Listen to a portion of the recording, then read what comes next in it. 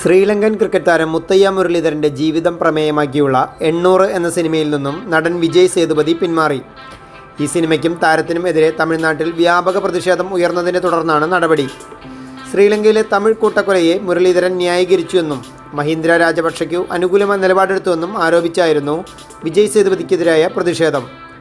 ഭാവിയെ ബാധിക്കുമെന്നതിനാൽ ചിത്രത്തിൽ നിന്ന് പിന്മാറാൻ മുരളീധരൻ വിജയ് സേതുപതിയോട് അഭ്യർത്ഥിച്ചതിനു പിന്നാലെയാണ് താരത്തിൻ്റെ തീരുമാനം. ഈ മാസം 8-നാണ് മുത്തയ്യ മുരളീധരൻ്റെ ജീവിതകഥ പറയുന്ന 800 എന്ന് പേരിട്ടിരിക്കുന്ന സിനിമയുടെ ഫസ്റ്റ് ലുക്ക് പോസ്റ്ററും മോഷൻ പിക്ചറും അണിയറ പ്രവർത്തകർ പുറത്തുവിട്ടത്. അന്നു മുതൽ തുടങ്ങിയ പ്രതിഷേധങ്ങളും പ്രചരണവുമാണ് താരത്തിൻ്റെ പിന്മാറ്റത്തിലേക്ക് നയിച്ചത്. മോഷൻ പിക്ചറും ഫസ്റ്റ് ലുക്ക് പോസ്റ്ററും പുറത്തു വന്നതിന് തൊട്ടുപുറകെ സമൂഹ മാധ്യമങ്ങളിലാണ് പ്രതിഷേധത്തിന് തുടക്കം കുറിക്കുന്നത്. ട്വിറ്ററിൽ ഷെയ്മോൺ വിജയ് സേതുപതി എന്ന ഹാഷ്ടാഗ് തുടങ്ങി. പിറകെ രാഷ്ട്രീയ പാർട്ടികൾ ഏറ്റെടുത്തു. നാം തമിഴർ പാർട്ടിയാണ് ആദ്യം പരസ്യമായി രംഗത്തെത്തിയത്.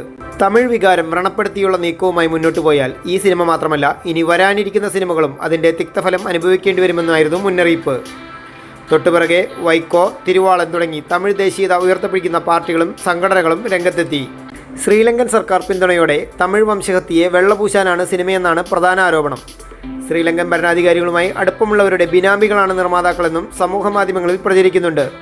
എന്നാൽ നിർമ്മാതാക്കളായ ദാർ മോഷൻസ് പറയുന്നത് ചിത്രം പൂർണ്ണമായിട്ടും സ്പോർട്സ് ബയോപിക് ആണെന്നാണ്. അനാഥനായി വളർന്ന ഒരു ബാലൻ ലോകത്ത് ഏറ്റവും കൂടുതൽ വിക്കറ്റ് എടുത്ത ബൗളറായി വളരുന്ന കഥയാണ് പറയുന്നത്.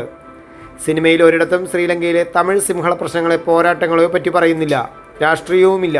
പക്ഷേ ഈ വിശദീകരണം കൊണ്ടൊന്നും പ്രതിഷേധങ്ങൾ തണുപ്പിക്കാൻ കഴിഞ്ഞിട്ടില്ല. ഇനി വിജയ് സേതുപതി പിന്മാറിയാൽ ചിത്രം തന്നെ പിൻവലിക്കുമോ അതോ മറ്റൊരാളെ കണ്ടെത്തുമോ എന്നതാണ് അറിയാനുള്ളത്.